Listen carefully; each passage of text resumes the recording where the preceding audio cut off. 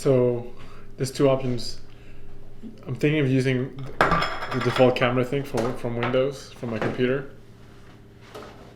Normally, so in the first episodes of the Altacast, we used OBS, but then I realized that I can just use the built-in app to record. The issue with OBS was that we'd stutter towards later in the video. The feed would stutter. So the audio and the video would desync or something? Not that they desync, but the video would just get choppy and then the audio would just keep going. But what's with the camera back there? Is that what the one you used last time? But the color correction is really difficult with that one. Because it shoots raw? If it was shoot raw, it would be easy. It just shoots this room way too orange. That's good. So There's we a lot can of red in my face and in your shirt. I mean I like this camera the best. So we'll try and use that one. Okay. I'm gonna record the audio separately though, still, so we get better control. All right. Recording. Oh, Clap. Yeah, we're gonna clap thing for us, Timo. No, you actually gotta do a clap thing. No, you don't. Yeah, you do. I've got to sync the audio and the video. There you go. All right, that should be good enough. All right.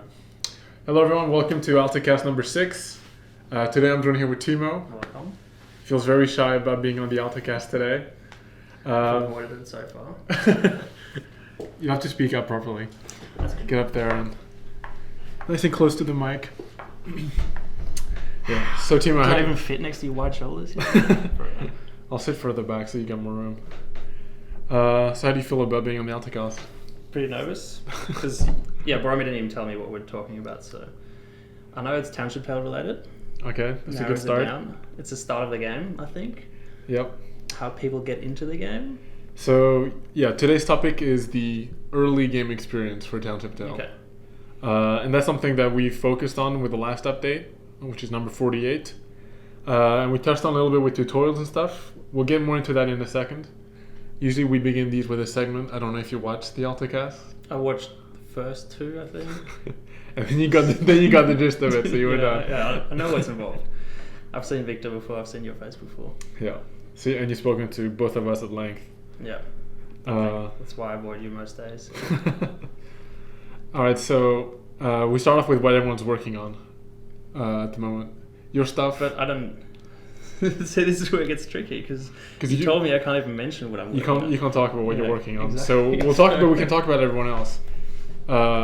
Like news from the office is essentially the starting bit. Okay. Have we mentioned the art interns? No, we haven't. Not officially. On Discord, we've talked about it. I don't think they've said hello. Someone was complaining earlier that they haven't said hello. They haven't said hello because Gary, the last intern, he was just very active on Gary the Snail. He's very active on Discord. Yeah. But I think, did Tiana say hi? I'm not sure that they have. I haven't looked at what they said. But yeah, so we have two new interns, both art interns, Tiana and Sebastian. They just started this week, which is the week of the 48th update. And they're helping Serena with cosmetics, similar to how Gary was. I think they're doing pretty well, right? It's so far very early to tell, but... Yeah, so it's pretty early to tell, but... It's a bigger office now. There's more people in the office, which is always fun. So we moved into new desks so that we could fit them in. Before, Gary kind of took Timo's desk, and Timo worked from home. And now we've kind of reshuffled things. So now I've got a neighbor next to me. Then there's Serena. Then there's Timo, Victor, Joel, and then there's Tiana behind me as well. Yeah. And Timo moved. Timo's next to Joel now, down the far end. I find it funny. Timo comes in sometimes. Like today, he came in and then he just waited till Joel arrived, and as soon as Joel arrived, he left again. Yeah, that's... It's like a 2-hour journey.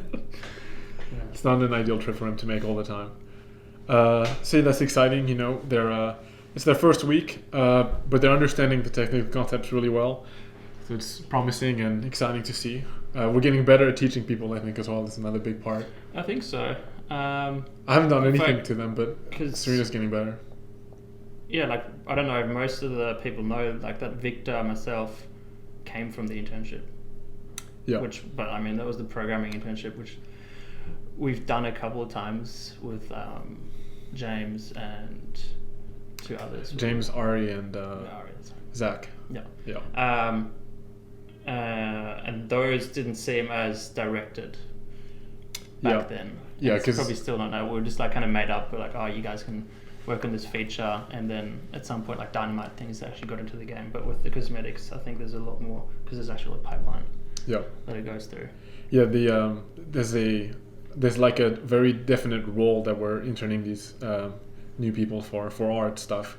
Well, with programming, we're kind of trying to get them to be these general programmers who can work on almost every aspect of the game.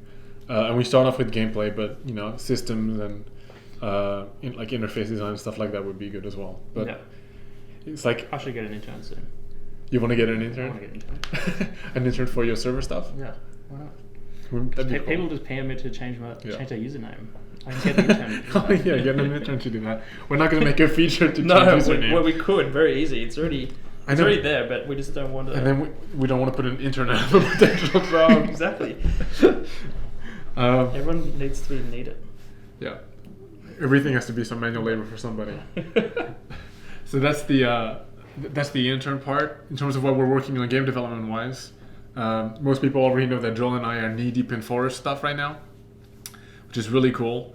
I'm currently messing around with spawning different things to try and reshape the forest from what Joel kind of had going to begin with, seeing what kind of flexibility that provides, and then that lets us go back into the generation side of things, where I can tell Joel, hey, like we're doing it this way, it's not really effective to get these kind of results that we prefer to get, so maybe we need to take a different approach to this. I haven't actually seen the way you tweak things, but how different is it from the caves?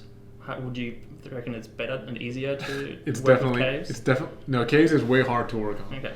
So for those of you that don't know, caves kind of works off these like a black and white bitmap, essentially, that kind of creates, and then multiple layers of that creates the terrain for the caves. But the way all of it works is that it's really locked down into the specific kind of shapes that how this map's created.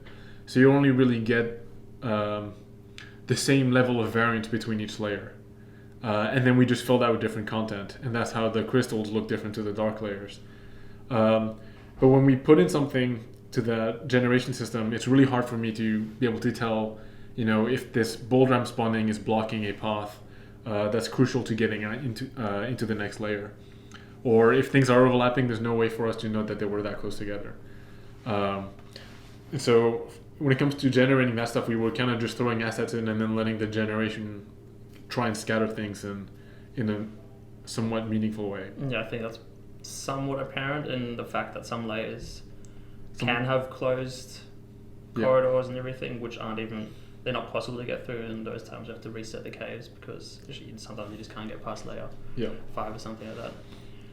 But what's different? This one you don't have, like, because I've seen the cave editor where you've got that bitmap that you're describing, and then there's different layers, and each layer does an effect to it where slowly that fills it out, and then you've got like the final version which determines how each layer of it spawns. Yeah. But for the forest, so what's your interaction like there? For the forest, so we have all the nodes for the forest that kind of act like pathways, and then because we know pathways, we can ensure that you can get from A to B, which is like on the other side of the mountain. And then along this, we can, I can say like, okay, 1 meter from the path we want to spawn, we have a chance to kind of spawn these kinds of assets, and then we define a range, like maybe like 0.5 meter to 2 meters out, you can get these kind of ferns, these kind of bushes. And then beyond that, you get a different structure of things. So then we kind of get this nice skirting around paths. And then we can choose to connect some of these nodes together to form a larger space. Yeah. So we can, we can get like these 7 nodes and be like, okay, this is now becoming a clearing. So we're not going to use the same kind of path-based spawning system. We're going to use this like noise-based fill just for this portion. Okay, so it's like a sub. Yeah, it's a much more specific and precise thing. Yeah. Yeah, and then you can spawn your rings on top of everything. Yeah. Boromir was working hard on making those rings spawn, and yes. Had no luck with Something we want to experiment with is like mega structures a bit in the caves, in the forest. So you get some really epic sceneries, which we've been sharing a little bit in the supporter chat. I'm sure a lot of you have seen it. And because the forest is taking longer, we're going to be we're a bit more like, we're sharing a lot more stuff. Yeah. about too much today. Yeah, Joel wanted to stream today, and I was like, no. He did. Yeah, I mean, it's okay. There wasn't too much anything new there, but I still didn't want to get people through the 3D experience of the forest too much until we've got it. No one's experienced that except for me and Joel. Yeah. Yeah, me and Joel had our first walkthrough together today in the forest. We finally got the build working properly, which is right before I cut off that stream that he was doing. And yeah, it was exciting to see. We kind of do this thing where we point out at stuff and we're like, hey, like this kind of structure is cool if we could get this sort of thing through, and we try and adventure through it and see what the experience is like. You changed some stuff with the cliff faces and everything like that. Yeah, because that looked a lot better than before. Yeah, so we slap on like rocks and boulders and stuff to the side of walls. And Joel had just picked some of the boulders that you might have seen throughout the game in other places. But those can kind of be used in this way, but they will look very samey. They share the same kind of shape, and they don't really combine together to create a new interesting surface. So I was experimenting with, building overhangs on top of the terrain using different assets, and that really varied up the silhouette of the forest when you look at it from a distance. Yeah, much better. Yeah. Still more work to be done. I'm just grey boxing that stuff, but so progress. That's a good bulk of what is happening. Victor, except for Victor, which is actually a segue into what you want to talk about to some extent. He's doing two things, but one of the things, but the one that he did for last update with the achievement boards. Yeah.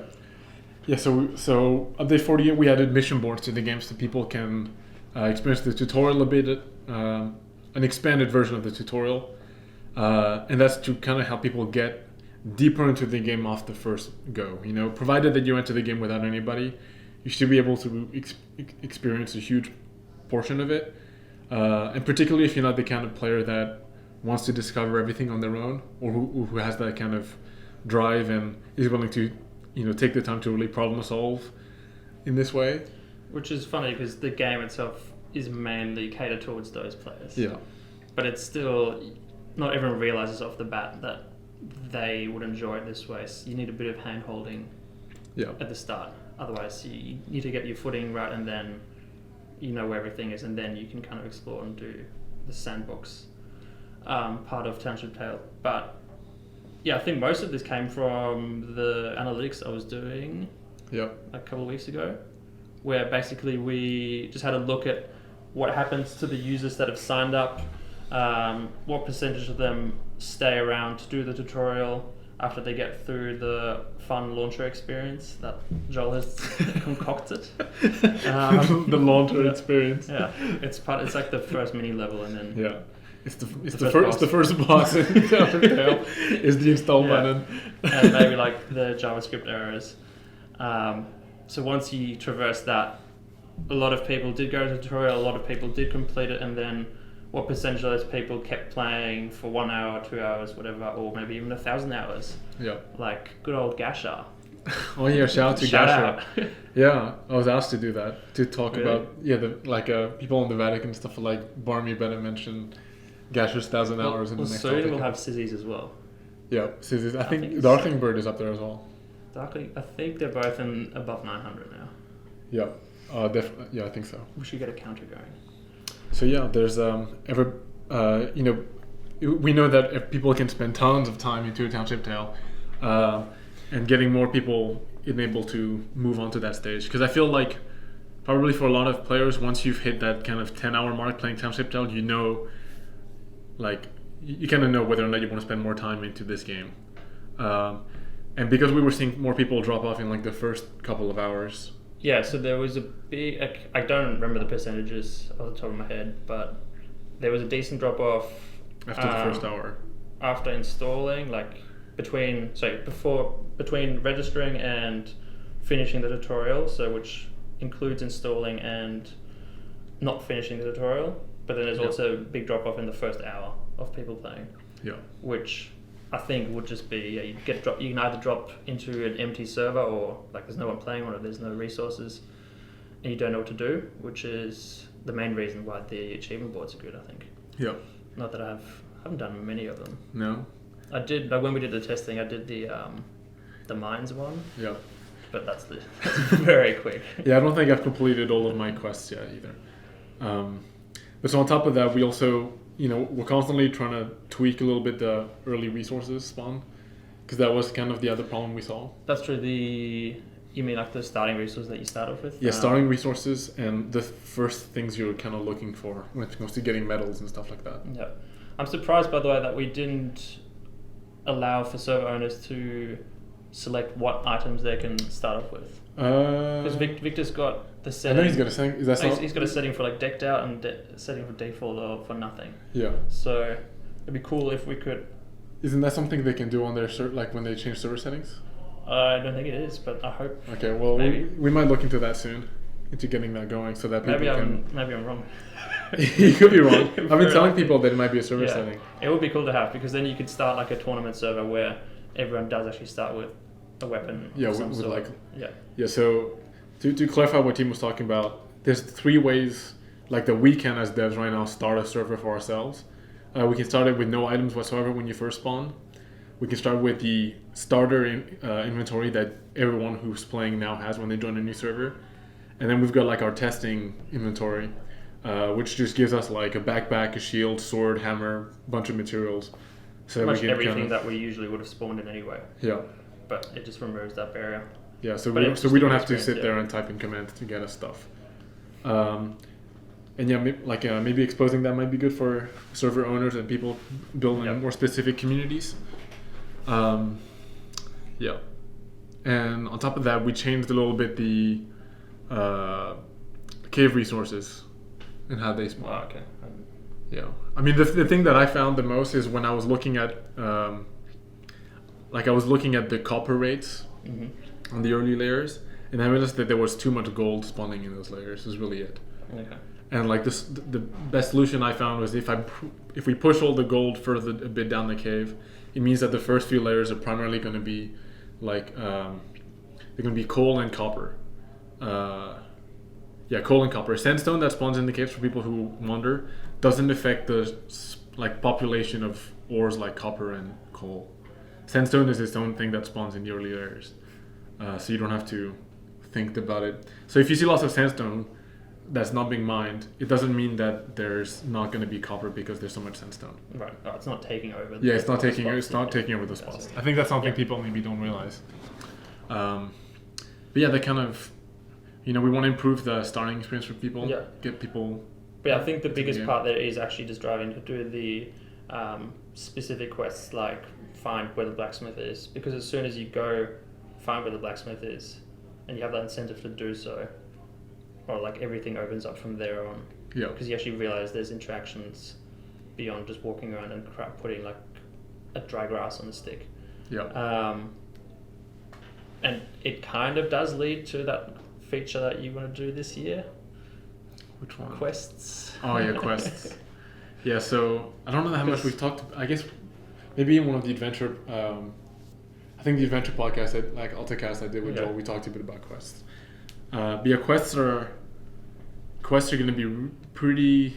Because obviously they're different, but it's still along the same lines of like directing people. Of directing people, especially in the first experiences. You could have a quest. Right now they are pretty much fetch quests, except you're fetching them not for an NPC or anything in the world. You're fetching them for this ethereal board. Yeah, which gives you nothing right now. Yeah. So we like it brought about an interesting topic when we did this board in terms of how we can direct people in the future into something larger, and I can imagine that part of the starting experience maybe for every new server. So not because right now the tutorial stuff is only for your account. Maybe we'll have a kind of this rite of passage you have to do whenever you join a game world to kind of start the main plot of the game, essentially, where we start to get a bit more into story things. Right. So but the rite of passage being it's like, quest system. Yeah, it's kind of like a quest thing where you're asked to go trek up this mountain and like give an offering to this statue, and then you get some kind of message. Yeah. Okay. You learn what you're supposed to do essentially with the game, which is all lore spoiler territory things. Yeah, because you can only write a passage if there's actually something attached to it at the end of it. Yeah. It has to be like it has to be the thing that unlocks like your scope of the world. I think of it, like when you play Zelda and you get like the. You mean just on the plateau at the start? Yeah, when you're on the plateau and then you finally unlock it, and like it gives you a big landscape view of everything. Yeah, and you've pretty much got 90% of the everything of all the tools that you need. Yeah. But then you see like you kind of see like these points of interest in the distance, like Death Mountain and stuff like that. Oh yeah, I was so surprised when I played that. What do you mean with like the scope of? I went one direction, and then like I think because there's like grass fields, I just flew down and I saw as far as I could glide. You could glide. And then you end up. I was like at the end after, I was like, why didn't I just go the other way? And I realized the entire map is you're pretty much in the center and you're spreading out every direction. To me, it didn't feel like that at the start. I thought I was being directed in one area, but I wasn't. Which bit did you start off with? Zora's Domain. Zora's Domain. Just went. Was that east? Yeah. Yeah, I think I did that as well. Yeah, I did Zora's Domain first. So, yeah, I don't know why I went that way. I think I went that way because I knew that was the Zora place, and I wanted to experience those two, and then the Gerudo place, and then the Rito place. Well, I saw the big Death Mountain, and I was like, "There's no way I'm ready for that." So just go the other way. Which brings about an interesting point that as we start to work on stuff like forests and we expand the world out, you're gonna see more of those giant landmarks that are gonna lead you places. One of the other things I think we haven't done any in-depth discussions about it, but I know people will be keen for it. In terms of rewards for these achievements, is titles, player titles. I don't know if you want to give that away. Is that too much? Promising too much that we might actually do? We haven't fully discussed how people are going to get titles. We have different opinions sometimes at the office about these sort of things, which is why it takes a while for us all to agree on something. But titles, we talked about them being account-based or server character-based. And you'll be able to differentiate between the two of them by color or something like that. But they would just show up on your name tag, right? Yeah, they'll show up. So you'll have your name. So you have your status icon, which is if you're a supporter or the dev, you have like the Alto logo or the supporter icon. Then your name, and then underneath that you'll have your title in like a slightly smaller font and different color. And it could be something like, I don't know, legendary blacksmith. And maybe to get that for your character, you have to have like maxed out the blacksmithing tree. Yeah. And then but otherwise you might get something like, I don't know, avid collector, like collector bossing. And that's because I've gone through and like, I don't know, found like 150 different unique legendary items. These are the most generic titles.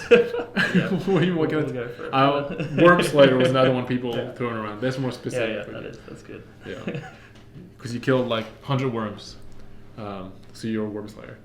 And those are kind of a cool way for people to build up an extra identity, I guess, about themselves. And then we just have to localize it, right, in every language. Well, we've already got text now. I guess. We've got text now, which is going to be. So one day we'll have to translate everything. What do you reckon the percentage of people is that don't speak English and play Township Tale? I mean, I think there's like key languages that 10%. Like if we support major languages, like Spanish, Chinese, German, maybe. German. You think German is that big a language? No. We've got a few big German players, so yeah, we do. We have a German channel. Yeah, we've got a French channel too. It's true. Why don't we localize that? Une chaîne française. Yeah. I like the French channel. Actually, it gets me to practice my French again. The German channel is pretty dead. Is it? I talked to some French people in PMs. Okay.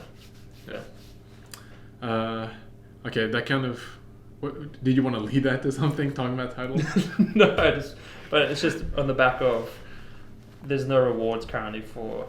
Them because they're just these things on the board and you check them off just to get them out of the way because they do disappear, right? Once you they do disappear. Finish them. Yeah. So but there's no other incentive rather than just to get them out of the way. Yeah. Which is why a title could be cool.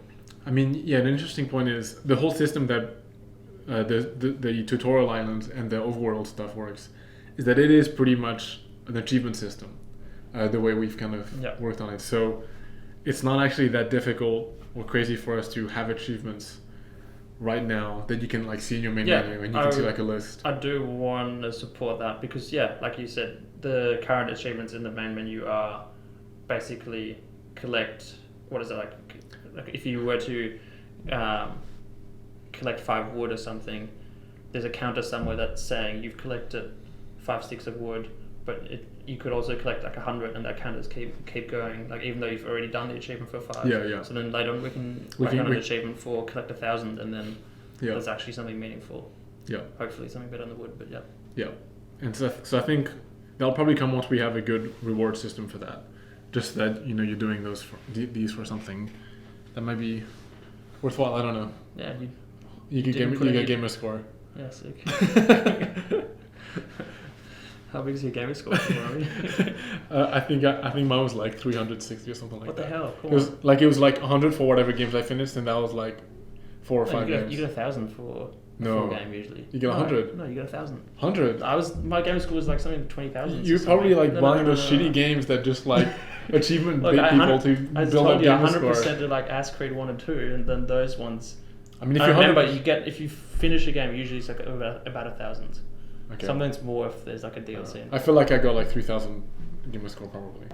This was back in high school, so actually at some point we're like comparing a gamer score, like who's the better game. who's the better Xbox gamer? My friend had like something in the 30,000s. I was like really jealous of him. Yeah. That's cool, dude. Well, if you would just borrow my games collection and go through them. Yeah. Okay, well, yeah, that's titles pretty much wrapped up with achievements. On the topic of what Serena's doing at the office, she's working on cosmetics and teaching the interns. And then hopefully she'll be able to help out a bit in some ways with the forest and on some other things that we'd like to work on someday. Some things that need assets. Yep. Things that need assets that are not cosmetics. Ooh. Serena has been doing cosmetics for a while, so we want to kind of free her up as much as possible. Yeah. I think she's getting a bit worn out with it. Yeah. I would be too. All right. So yeah, be sure to send your love to Serena for doing cosmetics. And hopefully you like this next rotation that just came out. Tomorrow? No. Well, sorry. I'm thinking it's the start of the week, it's the end of the week. Well, I mean, yeah. Next week, yeah. Yeah, so next week, which is going to be like here a couple of days from when this podcast comes out. Which should be, that's it. Mild hint, game's been out for 2 years now. No. All right, so that brings about an end to the first segment. Thanks, Timo, for coming. You got anything else you want to shout out to the community about? Not really, no. All right. Well, cool. Okay, go out and go get Joel. Yeah. Sweet. Yep. I'm going to stop this just to save it all. Did you remember everyone for what we're doing? Yeah, we added Serena at the end, though, because we kind of jumped the gun on talking about early progression stuff. It made sense. Yeah. Segued. We segued pretty naturally into it. Cool. Cool beans. I think we... Oh. What's Timo? No, we didn't talk about what... Did you miss Timo and Eric? We missed. I mean, I was going to talk about Timo, but like we can talk about what Eric was doing. Yeah. Did he post the GIF? He posted in support of spoilers. Yeah. Okay. So Eric's kind of working on puzzle mechanics, and like a lot of it's got to do with logic stuff. If you caught Joel's streams a while back, he showed some of the like a prototype level that Soul had made. When we say Eric, we're talking about Soul, by the way. That's what we're talking about. Soul created a bit of like a mini dungeon. It's like a game mini dungeon with like words and riddles. That's not exactly how we're gonna have them, but it was a really cool example to see some of the requirements that might go into making into solving and entering rooms and getting treasure and stuff like that. Having secret rooms and passageways based off of and using a lot of your in-game knowledge to kind of solve that in maybe creative ways. The knowledge of how you make alloys, for example, played a bit of a role into unlocking some secret stuff inside of this dungeon. So he's working on that, and a part of that is also going to start involving things like moving platforms and drawbridges and things like that, which is really cool to see evolve into the game. And we're pumped to have those kind of mechanics in forests, dungeons, and spread throughout the world. Cool. Yep. You love not sleeping. 3, 2, 1. I love not sleeping. I do the same. No, I've got pretty bad insomnia sometimes. it's too hot. If I eat too late, I can't sleep. It was 30 degrees last night, Timo. All night. Yeah, I know. Like, It was like that for all of us. I kept asking Google what temperature it was, and it's like, it's 28 degrees. Yeah, it was a rough night. All right. I still have a really thick doona. Yeah, me too. I still have my winter doona. I like a thick doona. Like, I feel like when it's just a sheet, it's just a bit. Especially Especially when you get sweaty, it sticks to you. And it's I like not- hugging a doona, so I sleep on it. But I was just straight fan on me, nothing in between, because I think I need like 20% of my body covered by so something. hot. I need like specific parts covered, and then I'm good. I just grab ice bricks out of the freezer, and then have a couple. Like I would totally sleep with like an ice cold water bottle that you just let sweat on you. But then I know that that's like a guaranteed way to catch a cold. Very likely, yeah. I would rather have a cold and sleep. Especially if it's like your lower back, I think it's really bad. Like Yeah, the I think your side- chest, best anywhere place- around your lungs. Ice is pack bad. on the back of your neck, because that's where the blood all pumps through. all of it. All of it. Did you know every drop of blood in your body So is your brain like producing blood and it's Statistically, dropping down? has But- been pumped into your head at least once in the its past- lifetime. I don't even know what. And I wonder what actually, like, whether, how often, like, because The blood is just recycled. blood is so it's just completely recycled. It's so not like you're, all blood has been everywhere in my body, yeah. except for the part of the Which blood means that it's all sometimes gone through lose. If your you cut neck. yourself, that blood, if it's fresh blood, it might have not gone to certain That's parts true. yet. What are you doing, Joel, It's by the not way? seen the world. I'm trying to bring up The questions? the thing, yeah. Didn't we do it on my computer last time? We did, right? Oh, we did, yeah, we can do You that. can just do that. Because then we can all read it pretty comfortably. Oh, I thought we were going Uh, to do, like, an awesome, like, interview style thing. Oh, Like what, you, you you, did, you just yeah. want to ask the question? Yeah, And then that's- we answer it? Okay, that's fine. Can we do? That's a different format. All of this is going in, by the way, since that recorded. Yeah, How about- I had a feeling. I don't censor it for our audience. Bevs are out today, doing a different format for Q&A segment. Should do a voice filter on Joel, so he's got like this weird interviewing voice, and no one knows. I already have a weird voice. We don't need it. No, he needs to drink I way, needs to drink more, yeah. He drinks more beer, so he gets that his dragging voice. Like, I thought you said dragon. Dragging? Dragging. Yeah, like Like he's a drag queen? no, like he's kind of Oh, he had too many dragging. dragons. Don't give the community that. Can someone Photoshop Joel as a drag queen? Thank you. I will ban you. Someone's still gonna do it. They're gonna Yeah. take the risk. All right. So I'm logging in. Is there actually lots of new ones each time? There's not that many this time, so this should be, in fact, this introduction that Boromir is doing by not cutting this first. He's gonna pad out the It's gonna be Q&A longer nicely. than the Q&A. You do not have the rights to view this now. Screw you. This meeting pulse thing worked out really well.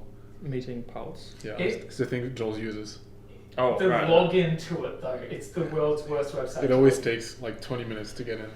I'm just gonna do it from the attendee view. I can't. Okay. We spent like a week trying to get it. Okay. All right. Question number one.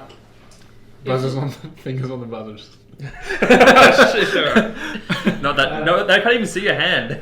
To them, it just looked like you're doing this. If you, what webcam are you using? I'm actually using my Oh, laptop. okay. I'm using a different Okay, recording. So there's question no number stuttering. one: if you forget my coins next year, I'll break your legs.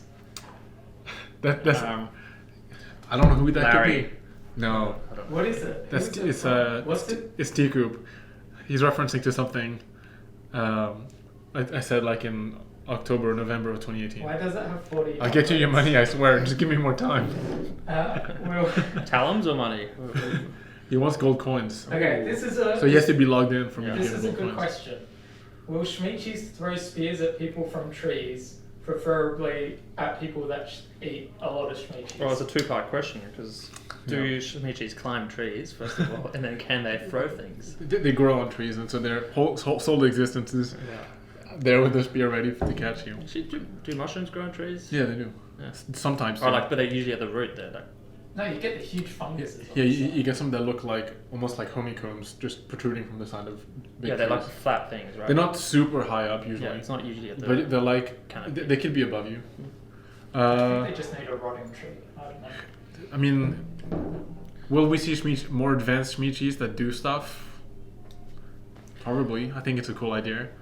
It's like an obvious kind of thing that we wanted to do with Shimichis and them being like this creature that looks pretty basic, but then if you see it in advanced form, it's pretty cool.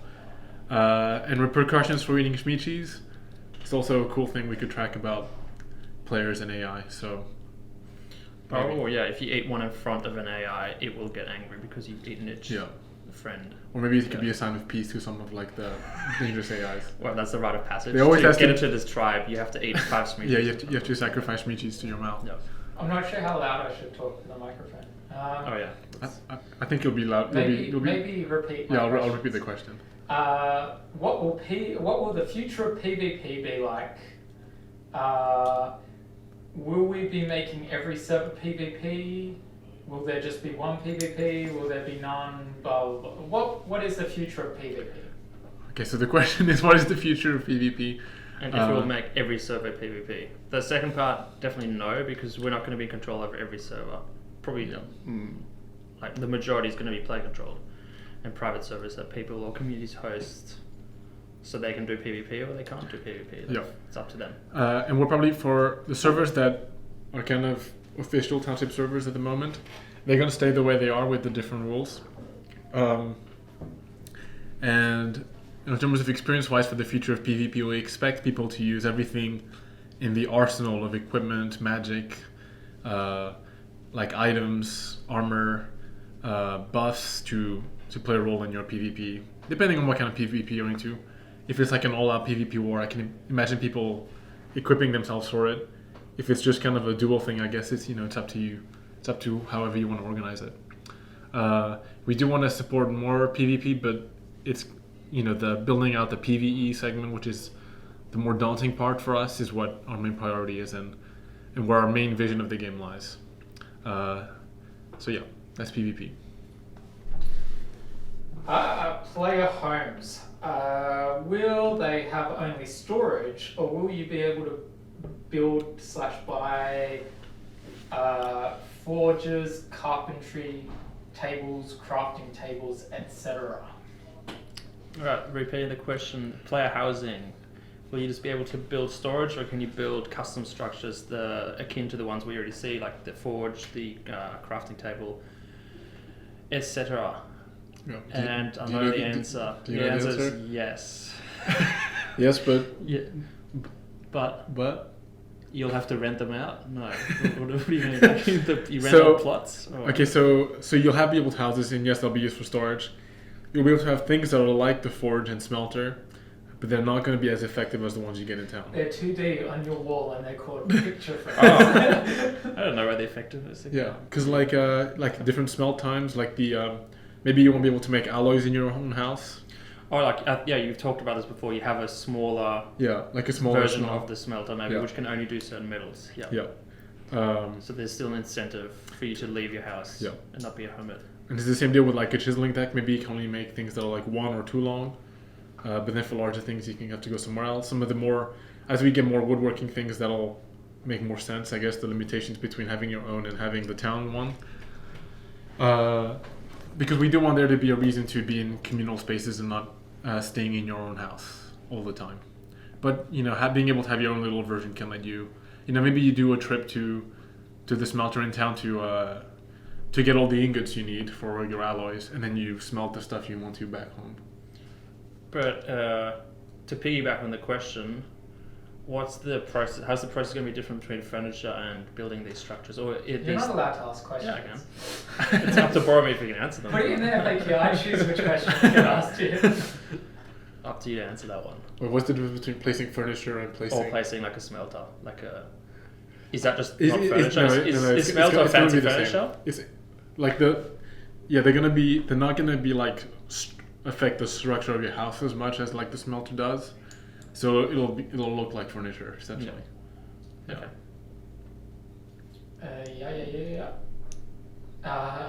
More Shmichi types. Someone wants. They want moss Shmichis for the forest. Moss Shmichis. Yeah. We want to see moss everywhere. Is it like an entirely moss Shmichi? Is that like a slime? Like a? Is it still a Shmichi if it's not a mushroom? It's just a clump of moss that like writhes around like an eldritch being. Yes. Yeah, we want there to be more Shmichi types because they're kind of cool. They're a good way to like represent the area that you're in. And yeah. And we want moss as well. Yeah. Will we have moss? Will we have more molds? Yes, we'll have more molds. Do you know what? How come we don't have more molds right now, Timo? Because the storage is only so big, you know. And it fit like three. That's why.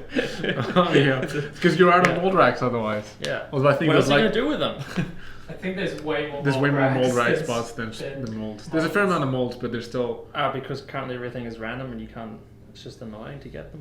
What's your reasoning? No, the reasoning is because the code. Actually, everything is hard coded and we can't touch. We want code things anymore. to be meaningful. We don't want like 10 of the same dagger. yeah, and we also want like if you're gonna have more, because I know people want the katana molds and stuff like that to be able to make their own katanas out of Valiant. And the reason we don't do that is because things that are more thematic to like a different like species or like character class almost of AI, we want that to come when they come, because that's kind of going to be the reward for you, like fighting this more sentient creature that, like the Hibios that have katanas and wakitashis and stuff like that. So when they come around and you've got to fight to get those molds, then that's when we'll give you more molds. But right now I feel like we've covered the bases with the ones we currently have, or at least for what we consider to be the townspeople's molds, like weapon. Will you need molds for every type of weapon you ever make? There's like advanced forging that which we can do. Forging. You just have a block and then you start hitting it and it just morphs the way you hit it. That's easy to do, right? Don't give them ideas. I've thought about how to do that. I don't think and we you can can do like fold it as well, like to do folded like Damascus steel or whatever it's called. I've wanted to do that to make ingots that are like Damascus steel ingots. I think that's a cool idea. And then you use ingots like you would use other ingots. But yeah, that's all like extra blacksmith stuff. We'd rather move on to profession stuff. Yeah. Other professions that people want. I feel like we've answered this. Pets and familiars?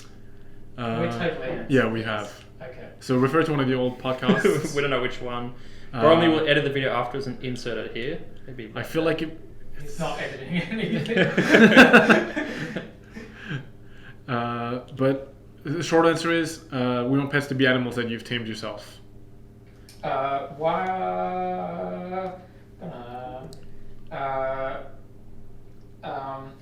Archery or ranged fighting. Are we going to see crossbows or slings or add-ons like sights or whatever? We will see things like crossbows. Or you wanted to add an ACOG scope to your bow. Yeah, ACOG scope and like a 4X. Can I have a laser sight? And you get a hit marker that comes up. Jesus Christ. We don't want there to be more ranged weapons like slings and crossbows. Attachments are kind of hard to make and to design so that they fit on all of these different tools that we have. We tried making one for the bow, and making sure that what you thought you were aiming at was accurate it's a more complex thing than just us slapping a thing that we think is roughly aligned. So it's kind of like I think most first-person games do it backwards, where they set up the scope and then that dictates where you're actually shooting. It's not like the gun is shooting somewhere and then the scope is. Yeah. A lot of games do that. Yeah. A lot of games just look at where the center of your screen is, and which sometimes is very obvious because there'll be like a wall here. Your gun will be pointing like this, but because of the way it looks, your scope is actually seeing that, and then the bullet somehow travels back. Yeah. And hits that. So it's a bit iffy. So yeah, it's a bit more complex for us to make it for bows, because we still wanted to shoot the way it's currently shooting when you don't have one, and for the scope to actually be a guide. And that's a very finicky thing, and that changes a lot between people. And we couldn't get it to feel good when we tried it, so we have to dedicate more time to it when we get the chance. Mix-up question: will we see like world fixed crossbows or ballistae or? Oh, mounted stuff. That's cool. I absolutely would love to. I can imagine if we have an AI invasion, that you like everybody mounts up on like the arbalists and ballistas and just fends off people. That'd be cool. Yeah, I like that. Yeah. You save it for when like the big giant sort of creatures come in. And, Or you build traps in the forest to like lure like a big creature, and then you just impale it with a giant crossbow bolt. Yeah, or like just it's more for just locking it in place. So like ropes attached to it, and then you can lock it in place. It takes 3 people to rotate it. Yeah. You gotta like really pull it down to aim up. If you get 2 ballistae with ropes, you shoot at the same creature, and then you have a crank. You can play tug of war with a giant. Will lunar magic? Lunar magic. As in moon. As in Luna. Lovegood from Harry Potter. Oh, Luna. Not lunar. No, Isn't- Luna. But her name, Luna. Yes. Luna. her name comes from Yes, the moon. I know. Yeah, come on. Yes, moon magic. I'm not sure why moon magic is like. Is moon what is moon magic like? A werewolf? Maybe like full Like, is that- moon. It depends on the cycle. I don't know. Cycle stuff is cool. I'd like to see some stuff like that. It's very situational though, so it's not always useful for people. It'd be cool rituals that you could only do. Yeah, Yeah.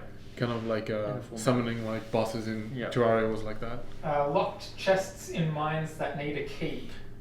Uh, And then you find a key in the mines. Got to repeat Yeah. the question. Just in Alright. case. okay, lock chests in the mines with keys to unlock them. We'd like that. We wanted to come up with a good way to store keys so that so they didn't take an inventory slot. We don't know how attached we are to that concept nowadays. Whether or not we will just let it take a slot or let it stack up to an amount. But yeah, it's something we want to have. Like people who went through the game files or tried spawning stuff in the early days of server things would have seen a lock and key. And that's what they were for. They were for slapping on chests. But yeah, maybe once we get a chance to do a Passover loot, we will do that. How far are you guys willing to go with procedural generation? Will you eventually have an entire terrain procedural to keep the game like unique, or only certain areas such as the forest? I think the question is, will the entire world ever be generated? Okay, the question is, how procedural are we willing to go? Is the entire world going to be generated, or only areas like the forest? It's probably going to be As much as Joel wants, which is everything. It's probably going to be almost everything, with some kind of like sporadic areas that we'll hand design along the way. But most of the things outside of town and beyond, we kind of want it to be procedural, using the forest tech. Yeah, and like probably some piles up mountains up until you reach a point where we want to start generating stuff will be custom, and you might also see smaller scale random procedural generation stuff. Like the forests are huge right now, but we could easily create smaller localized areas that are procedurally generated from something else. So they don't all have to be huge scale. We can have like lots of different smaller procedural projects around the place. Will we ever get player homes? If so, would it probably include, and would everyone have their own personal home, or would you have to go out and make a home? So maybe just go over how. Will we ever have player homes is the question. Yeah. And we've answered this Yeah, before. we've answered I'm this, 100% sure that the answer is yes. The answer is absolutely yes. And the other question was, is everyone going to have their own home? And how do we get a home? So how do we get a home? And I don't know if we've talked about the plot system before, that you kind of have plots in the world, very likely which people can build their houses on. So it's not that you get this instant version of your house which is just for you. No, it's like in the world like every other object as well. And then you could, I think you rented out the plot for a period of time. Most likely it's going to be what we're going with, and then that will be your house that you can build on. Yeah.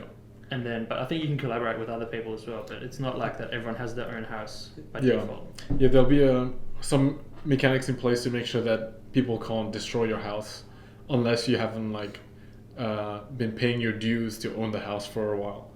Tied into this, will player homes be in the world or have their own instance? In the world. Yeah. We're trying to keep everything in the world, which I know people will be like, "You crazy, we can't," that means we can't all have our house. And kind of, yeah, but the game's designed to have about 16 people in the world. That's kind of the direction we've been heading into since the start. We know our servers are uncapped at the moment, so there's 50 sometimes on US. But yeah, that's what, I mean, Minecraft or Rust or anything like that, they don't have instant houses. It's exactly the same. You just There's no plots in Rust. No, I know, but neither Minecraft. But yeah, but Minecraft you can build anywhere. Yeah, and Minecraft, there's no houses, there's just blocks. Yeah, you so call it a house. But I guess it's a bit different to Rust, but it's still, I think that's a much better system than having this one house which you go up to the door and then suddenly you're being teleported into this instant version of it. Yeah, we don't want instance houses because we would rather they be in the world, and the structure you build, people can see and be like, oh wow, look at this house, I wonder who lives there. And it's just the Township way to connect everything. Alright, last question. Will we get more backpacks? Will we get more backpacks? Yes, we will get more backpacks. We will get more backpacks with more attachment slots, with different crafting requirements, different inventory sizes. We'll get new attachments, and just tons of new things to do with bags. Bags are kind of becoming the, like I spoke with Joel about this in one of the previous Altacasts as well. It's kind of like your travel identity, I guess. It shows where you've been by what it's made of, what you've gone on there and stuff like that. So yeah, the main reason we don't have that yet is because we want there to be some downside to just keep building a bigger and bigger backpack. And that'll probably come with stuff like a bit of a concept of carry weight. Yeah. Death Stranding style.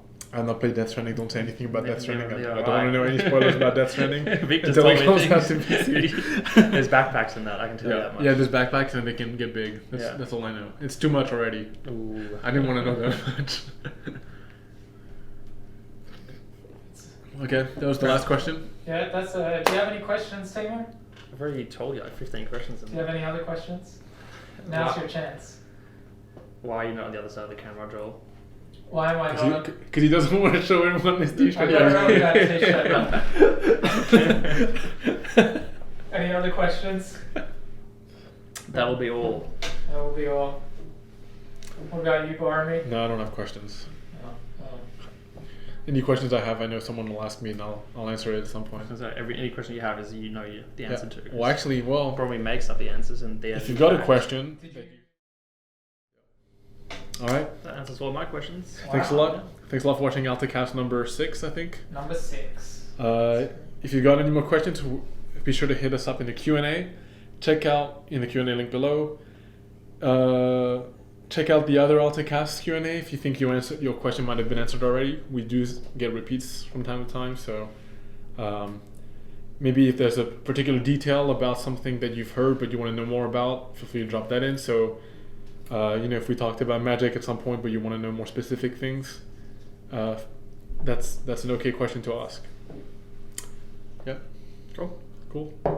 So yeah. Bye-bye. You've got to be careful, Boromir not going to end the video for another 10 minutes. I'll end it now, just to be I was sure. thinking that in the back of my